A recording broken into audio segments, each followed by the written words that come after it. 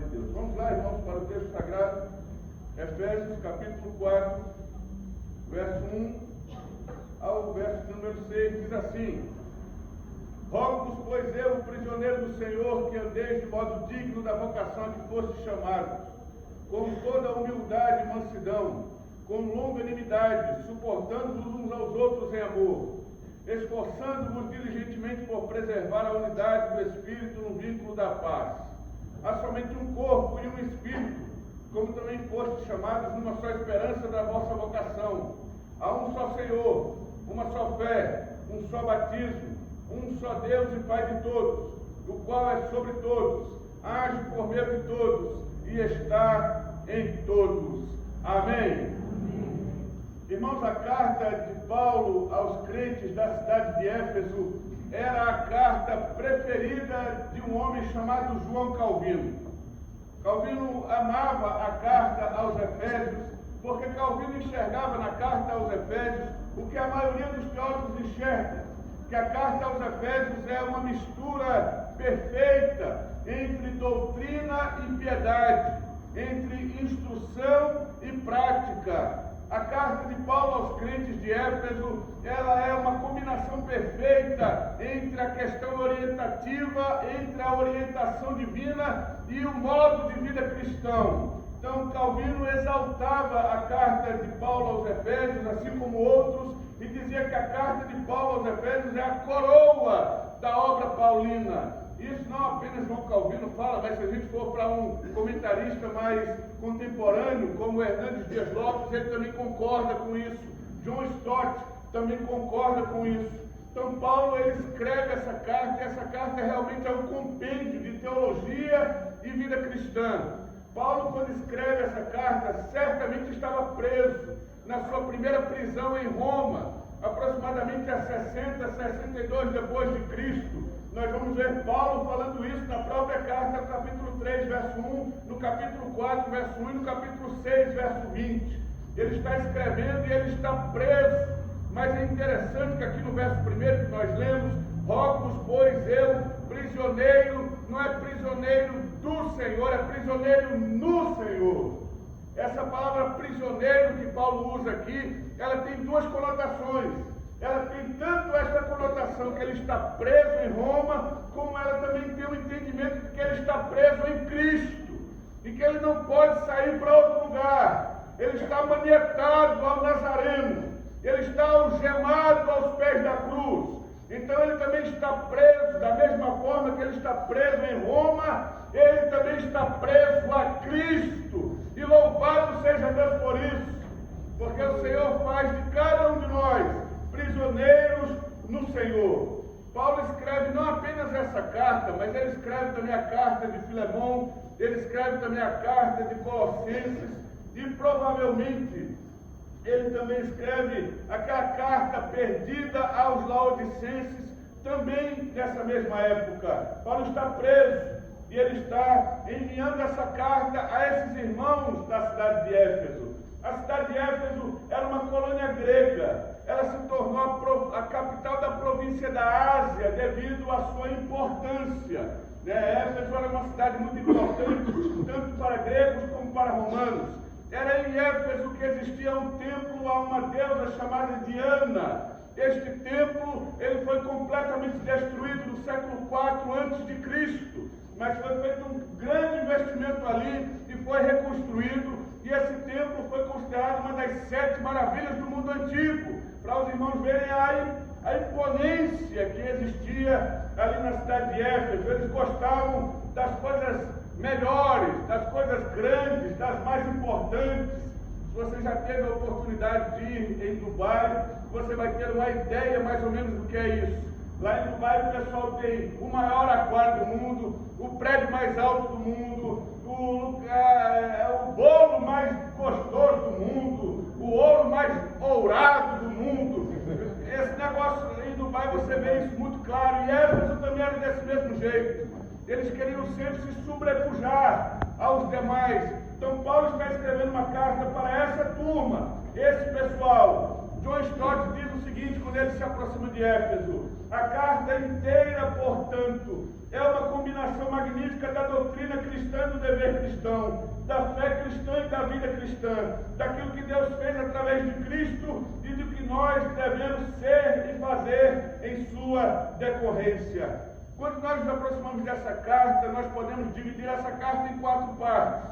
A primeira parte fala sobre a nova vida que Deus nos deu em Cristo, que vai do capítulo 1, capítulo 2. A segunda parte é a nova sociedade que Deus criou mediante Cristo, no capítulo 2 e capítulo 3. A terceira parte, os novos padrões que Deus espera da nossa sociedade, especialmente a sociedade cristã, aqueles que estão em Cristo, que vai do capítulo 4 e capítulo 5. E a última parte fala sobre os relacionamentos para os quais Deus nos trouxe, a harmonia no lar, a questão do casamento e também a luta contra o diabo. E nós encontramos isso no capítulo 5 e no capítulo 6. Mas nós vamos nos ater apenas à terceira parte. Paulo chega nessa terceira parte e ele agora, depois de tratar nas 2 primeiras sobre doutrina, sobre orientação, sobre disciplina, agora ele vai cobrar desses irmãos aquilo que ele já ensinou. Porque nós não podemos cobrar aquilo que nós não ensinamos. Nós não podemos cobrar da igreja uma postura, sendo que a igreja não foi ensinada para ter aquela postura. Nós não podemos cobrar de nossos filhos que eles façam algo se nós, como pais, não os ensinamos a fazer aquilo. Nós não podemos cobrar dos nossos irmãos, aqueles que andam conosco, uma postura se nós não ensinamos a eles a ter essa postura. Paulo, como um professor, um mestre, como um didáscalos, na essência da palavra, ele ensina e agora ele vem cobrar. Ele ensina e agora ele vem chamar a atenção. Ele falou sobre o que Deus fez, sobre a doutrina, sobre a vida com Cristo, e agora ele vai dizer o que é que a gente faz com essa informação. Porque nós não podemos apenas ser cheios de informação teológica e de conhecimento bíblico se nós ouvirmos apenas e não colocarmos em prática. Se nós apenas ouvimos e não praticamos, nós não estamos fazendo a coisa por completo. Nós precisamos ouvir, receber instrução e colocar em prática. Quando a gente vem domingo para a igreja, para ouvir a palavra de Deus, no dia do Senhor, nós temos que estar prontos para ouvir e sair daqui dizendo: o que é que eu vou fazer com aquilo que eu ouvi? O que é que eu vou fazer? O que é que eu tenho que mudar? Qual é a minha atitude? O que é que eu tenho que transformar? O que é que eu tenho que fazer para me coadunar com aquilo que eu ouvi? Porque eu não posso estar indo apenas para ouvir, porque isso que está sendo feito aqui neste púlpito não é um discurso filosófico, não é um discurso de pensamento, não é apenas um derramar de eloquência, não! O que está sendo dito aqui neste púlpito é a palavra de Deus. E diante da palavra de Deus, nós precisamos ter atitudes. O que é que eu faço com isso que eu ouvi? O que é que eu faço com isso que eu aprendi? Se fala sobre oração, o que é que eu faço com esta palavra sobre oração? Se fala sobre humildade, o que eu faço com isso? Se fala sobre simplicidade, o que eu faço com isso? Se fala sobre temer a Deus, o que eu faço com isso? Paulo agora vai tratar com esses irmãos. Depois de ensiná-los, ele vai dizer: agora que eu já vos ensinei, vocês precisam tomar uma atitude. Primeiro, Paulo se aproxima aqui no capítulo 4, ele diz: eu rogo, como se ele estivesse clamando algo muito importante, chamando a atenção desses irmãos. Eu, o prisioneiro do Senhor, que andeis de modo digno da vocação a que foste chamado. Andeis de modo digno. Esta palavra andeis, ela pode ser traduzida por tenham comportamento. Comportamento de acordo com a vocação a que foste chamados. Agora vocês já aprenderam nos 2 primeiros capítulos, nos 3 primeiros capítulos. No 4 agora, eu quero que vocês não apenas saibam, mas que vocês vivam como crentes. vocês vivam como salvos, que vocês vivam como eleitos. Irmão, sempre a gente recebe essas perguntas. Como é que eu sei se eu sou um eleito? Como é que eu sei se eu sou um eleito? E se eu não for um eleito? Eu digo, é fácil. Como é que eu sei se eu sou um eleito ou não? Veja os seus frutos. Veja o que é que você dá na sua árvore. Qual é o fruto que você produz? Se você produz fruto de salvo, você provavelmente é um salvo. Provavelmente. Porque ainda tem os atores que conseguem maquiar a coisa. Mas, se você tem fruto de salvo, fruto de eleito, você provavelmente... Mas se a sua vida não tem fruto de eleito nenhum, você bate no peito e diz, eu sou crente. Mas você traz sua esposa, você traz seu marido na internet, não precisa ser físico não, na internet, com mensagens ocultas. Se você faz isso, cuidado. Talvez essa eleição aí não seja tanta eleição assim. Se você diz que é eleito, mas a sua vida ela é completamente diferente do que Cristo ensinou, você é orgulhoso. Vou dizer você, não vou dizer nós. Nós somos orgulhosos, soberbos, cheios do nosso desejo carnal, da nossa vontade incontrolável, do nosso desejo de aparecer, do nosso desejo de sermos ovacionados. Cuidado, existe uma forma de vida diante da doutrina, e esta forma de vida precisa acompanhar a doutrina. Eu preciso aprender e preciso praticar, eu preciso saber e preciso viver. E é isso que Paulo está dizendo, vocês devem viver, andar, ter comportamento do modo digno da vocação a que foste chamados. Que forma é essa, Paulo? Com toda humildade e mansidão, com longanimidade. Primeiro, irmãos, nós precisamos ter vida de crente. Algumas pessoas dizem que a nossa pregação ela pode ser feita sem abrirmos a boca.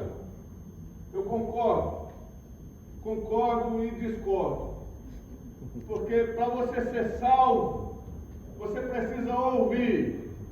Ninguém é salvo vendo o testemunho de ninguém. Você é salvo ouvindo o Evangelho. Porque a fé vem pelo ouvir e o ouvir pela palavra de Deus.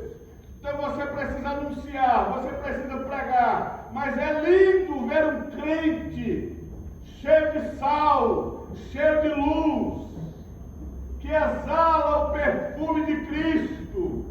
E quando você chega perto dele, ele tem aquele cheiro, não é de perfume francês apenas, é aquele cheiro do Galileu, aquele cheiro daquela madeira que é trabalhada pelo carpinteiro de Nazaré. E você sabe que aquela pessoa anda com ele, porque ela tem o cheiro dele.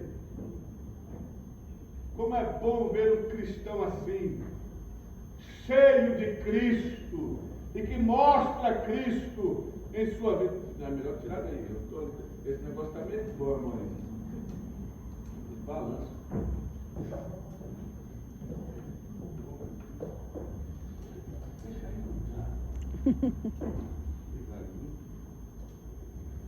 É um diácono mesmo, é um diácono. Vamos lá. Deputado.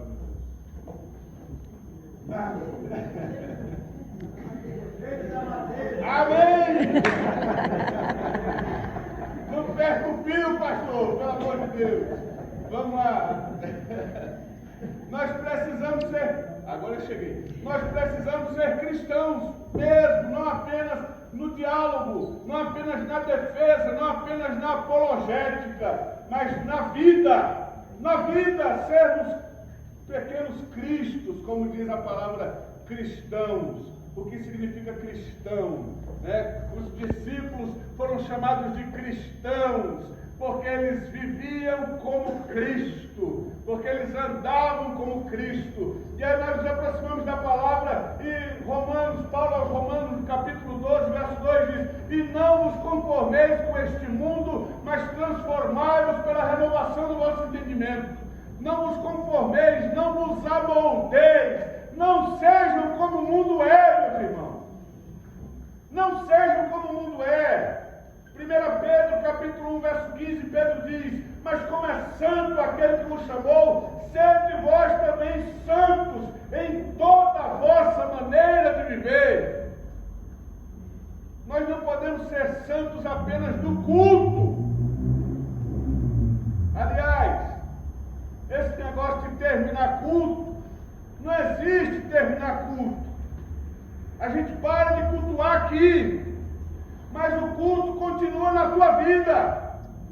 O irmão continua cultuando a Deus quando sai daqui, no trânsito, na fila do banco, pagando aquele boleto. Louvado seja Deus. Em casa, fazendo o almoço, a janta, cuidando de seus filhos, dobrando o lençol, arrumando a sua cama. O irmão está no culto diante de Deus. O irmão está cultuando a Deus, o irmão vai dormir cultuando e acorda cultuando. Bendito seja o nome do Senhor. Por que a gente tem que colocar isso por terra? Porque a gente, menino, a gente vai para a igreja, hein? Ó, na igreja, você não faz isso. Quando sair da igreja, está liberado. Mas na igreja, esse pensamento é um pensamento romanista. Romanista. Eu lembro, eu já fiz primeira comunhão. Eu lembro o padre me ensinando a dizer: na igreja é desse jeito, lá fora você vive do jeito que você quiser. Mas na igreja, quando for lá para pegar a hóstia, vai bem devagarzinho, faz assim com a mão. Eu me sentia tão indigno de pegar aquilo que eu já estava jogando a língua para fora. Para eu não tocar naquilo, para não contaminar de alguma forma. Eu disse: eu sou tão pecador, que se eu pegar nesse pão, se ele bater na minha mão, acabou-se. Já perdeu tudo, o corpo de Cristo já esvaziou, foi tudo embora. Então é melhor dar a mão dele direto para a minha boca. E eu já chegava. Aí ele colocava aquilo ali, eu saía e dizia: pronto, fiz minha obrigação, vamos para o bar. Fiz minha obrigação dominical. Agora vamos cair na gandaia. Não, meu irmão, nós somos crentes, eu vivo Cristo aqui, eu sou isso aqui, e sou isso lá fora, e sou isso em casa, e sou isso com minha família, e sou isso com minha esposa. Esse negócio daquela conversinha, lembra daquela conversinha que o menino chega para a mãe e diz: mãe, não dá para a gente mudar aqui para a igreja, não? A mãe diz: por quê, menina? Eu disse: não, mãe, porque aqui papai é uma bênção. Papai aqui, meu Deus do céu, papai aqui é meu filho eleito de Deus, amado. Lá fora, lá em casa, papai só falta me matar na pancada. Aqui é um doce. Lá, não, é aqui, é lá fora. Paulo diz: ande de forma digna, tenha um comportamento digno da vocação a que fosse chamado. Segundo, já está todo mundo suando aí, já. Imagine eu aqui. Segundo, Paulo diz: suportando-vos uns aos outros em amor, esforçando-vos diligentemente por preservar a unidade do Espírito no vínculo da paz. Dois verbos são usados aqui: esforçar e preservar. Esforçar, e não apenas preservar, mas diligentemente preservar. São dois verbos de força. Por que Paulo usa dois verbos de força aqui em algo que ele está dizendo com relação ao próximo? Porque realmente não é fácil muitas vezes. Não é fácil. Não é fácil realmente suportar e diligentemente preservar essa unidade do Espírito no vínculo da paz. Mas nós precisamos andar assim. Essa palavra suportar, ela podia ser traduzida também como carregar. Esta palavra suportar no grego, ela traz a palavra, ela vem de anexomai, de onde vem o nosso anexo de e-mail. Você colocou o anexo, é algo que vai junto. É isso que Paulo está dizendo. Vocês devem carregar com vocês essa turma que anda com vocês, esses irmãos que andam com vocês. vocês devem suportar eles, carregá-los eles em amor. Carrega esse irmão. Carregue essa irmã. Sabe qual foi o erro de Caim? O Senhor esteve lá no jardim, lá fora do jardim, porque eles já haviam sido expulsos. Gênesis capítulo 4, versos 9 e 10. Qual é a pergunta que Deus faz a Caim? Onde está Abel, teu irmão? Cadê Abel? O que é que Caim responde? Eu sou tutor do meu irmão? Quer dizer que eu sou a babá do meu irmão agora? Quer dizer que eu tenho que tomar conta desse irmão? Ele que se vire. Quer dizer que eu tenho que me preocupar com ele? Quer dizer que eu tenho que olhar se ele vem no culto, se ele não vem, se o sapato dele está furado, se ele está tendo que comer em casa. Eu tenho não. Ele que fica com os problemas dele, eu já tenho os meus. Está agindo igualzinho a turma lá fora. Desse jeito, ímpio, filisteu, saduceu, isso aí, todo mundo já faz isso aí lá fora. Aqui, mas pastor, não dá, pastor, ele é um insuportável. Não, mas a palavra diz, suportai. E é suportar quem é insuportável. É amar quem te persegue. É abençoar quem maldiz você. É assim, é carregar quem não quer ser carregado. Essa é a vida cristã. E é desse jeito que Paulo quer que os crentes em Éfeso vivam. Suportem uns aos outros em amor e se esforcem diligentemente para preservar a unidade do Espírito no vínculo da paz. Abra mão dos seus direitos. Abra mão daquilo que é seu. Abra mão, sofra o dano. Mas com essa palavra é difícil? É difícil. Porque viver com Jesus é difícil. Quem falou para você que viver com Cristo é fácil é uma falácia. Viver com Cristo é difícil porque a gente vive com Cristo e Ele diz: aquele que quiser vir após mim, negue-se a si mesmo e todo dia tome a sua cruz e me siga. Não é tome a sua BMW, não é tome a sua jacuzzi, não é tome a sua piscina com borda infinita. E pode ir, não tem problema não. Mas é para tomar a cruz. E quando a gente toma a cruz, nós não estamos indo dando uma volta com a cruz. Você está indo para ser crucificado. E é por isso que Paulo diz: eu estou crucificado com Cristo. E agora já não vivo eu, mas Cristo vive em mim.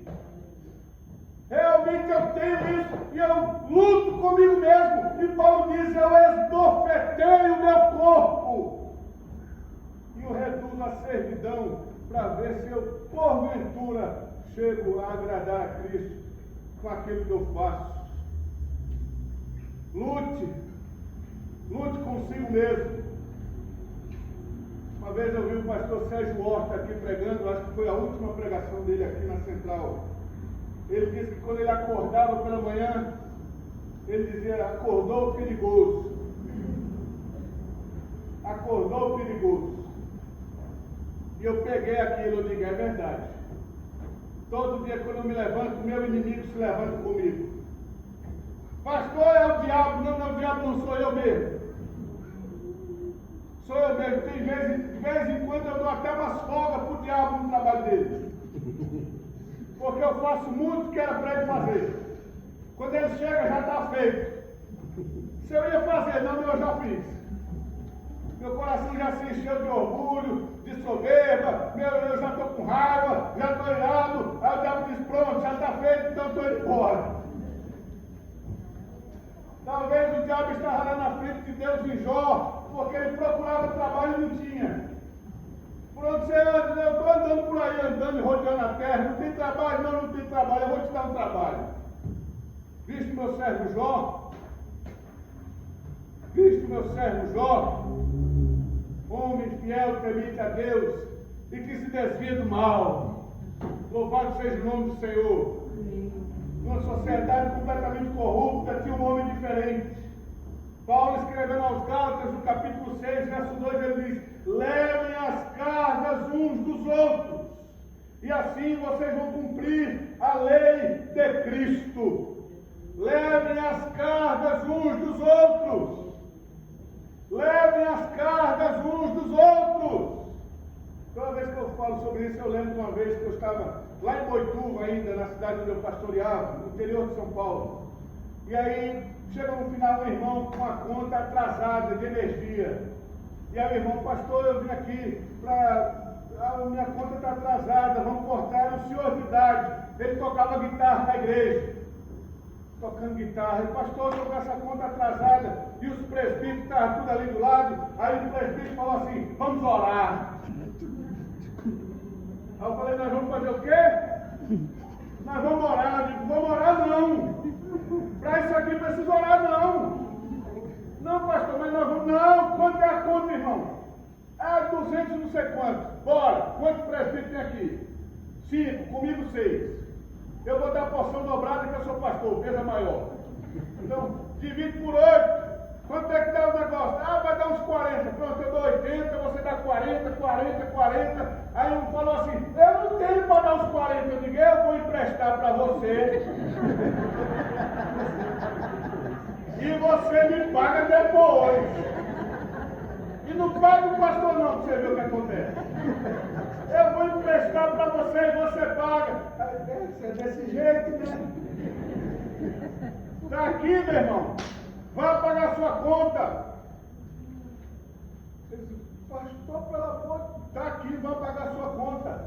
Tem coisa que não precisa orar, não. Não precisa orar, não. Aí eu vou orar para ver se eu sinto. Que teologia do sentir é esse? Que a gente ora para ver se vai sentir para fazer o negócio. Não, eu vou orar para ver se eu sinto de fazer.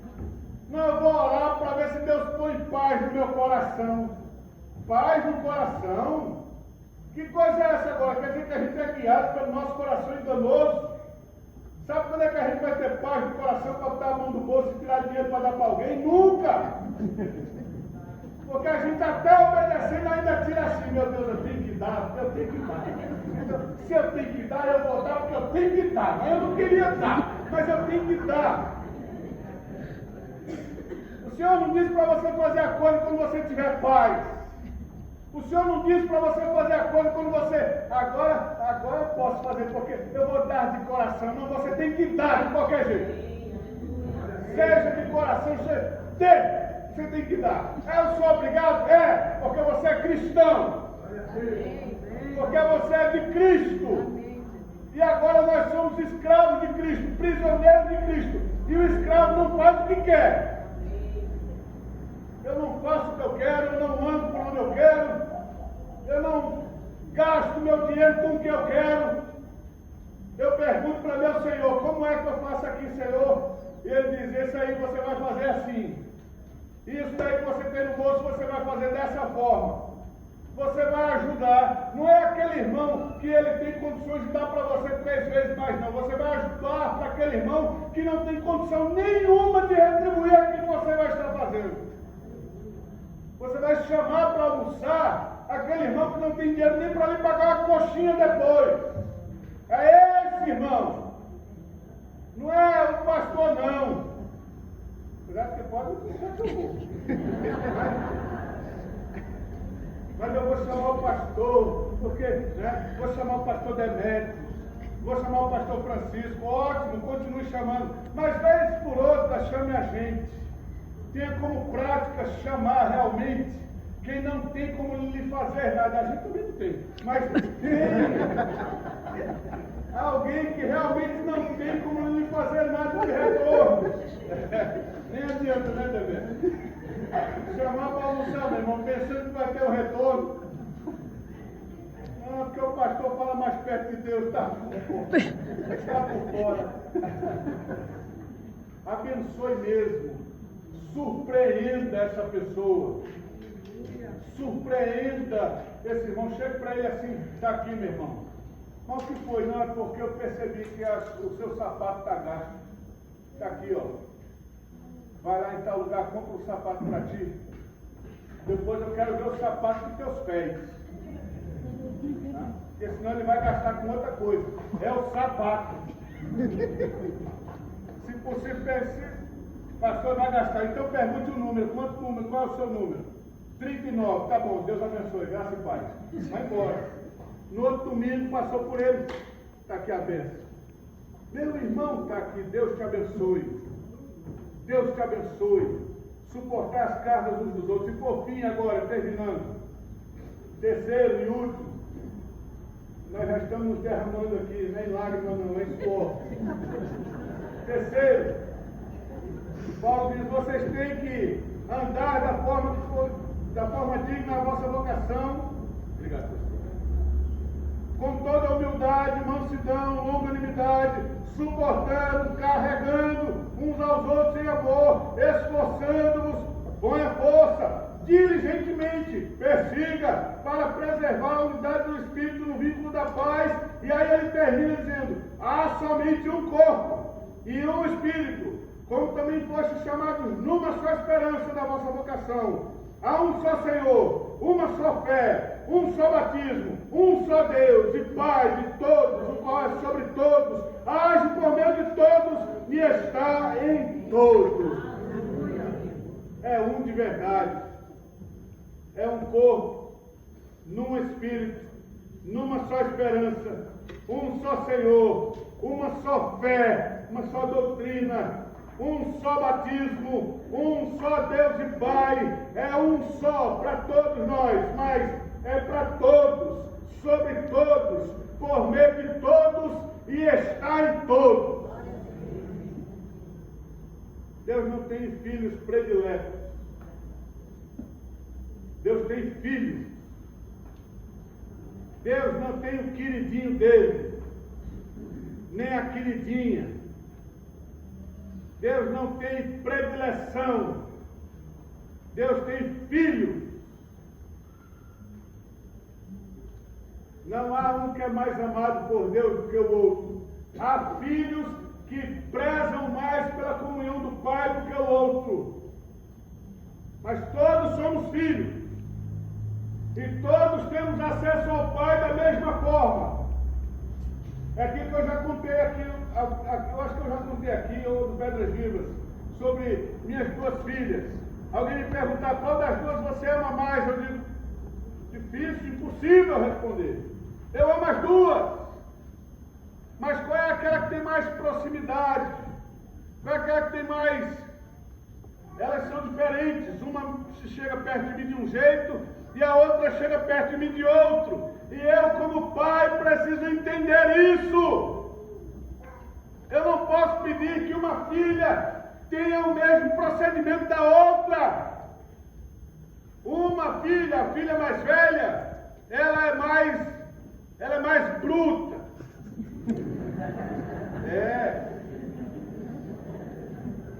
É mais bruta. Explica esse negócio. Ela é mais... Racional, né? É bruta. É o que vem na cabeça. é igual a você. Ela é mais parecida comigo. Ela é mais assim, mais direta nas coisas. Tanto é que está fazendo direito. Aí eu vou conversar com ela, ela quer me argumentar. Não, pai, mas onde é que está escrito isso? Foi a lei. Eu digo, calma. Devagar, você está no primeiro semestre ainda. Daqui a pouco. Então, essa é uma. E ela tem todo um cuidado comigo. Todo um jeito, mas é o jeito dela. Tem a segunda, que é a Vitória, ela já é derramada. Ela já chega, já beija, já abraça, já vem, dá um cheiro na testa. É aquela coisa, ela vem, de repente eu estou assim, ela vem, de repente põe a mão em cima de mim. Sou eu, pai, sou eu. É diferente. Aí eu vou dizer que uma está errado, que a outra. Não, irmão, são diferentes. Elas se aproximam de mim diferente. E da mesma forma somos nós com Deus. E o Senhor entende o jeito de cada um de nós. Tem gente que gosta de bater palma, tem gente que não gosta. Não bata, meu irmão. Tem gente que gosta de joelhar, tem gente gosta. Tem gente que gosta de gritar, tem gente que não gosta. Tem gente que gosta de louvor da pesada, tem gente que gosta de salmos e hinos, tem gente, louvado seja Deus, somos todos filhos e um só em Cristo Jesus, nosso Senhor. A questão é a maturidade de você enxergar teu irmão sendo diferente de você e você dizer, é meu irmão. Ele é diferentão assim, olha o jeito dele, ó. Ele é diferentão, mas é meu irmão. Olha lá na hora da oração, aí o povo levanta o braço, aí ele levanta, se joga no chão, se esparrama, vem ajoelhado lá de trás para aqui para frente. É meu irmão, é o jeito dele. Aí tem outro irmão que o poder está caindo, aquela coisa maravilhosa. Irmão, você está sentindo alguma coisa? Fique por dentro. Por dentro, pastor, se o senhor pudesse ver por dentro. E louvado seja Deus, é crente também. É irmão também, é salvo também, é eleito também. É isso que Paulo está dizendo, nós somos um, mas há diversidade, mas nós somos um. Tenha maturidade para isso, para enxergar teu irmão diferente de você e dizer, é meu irmão.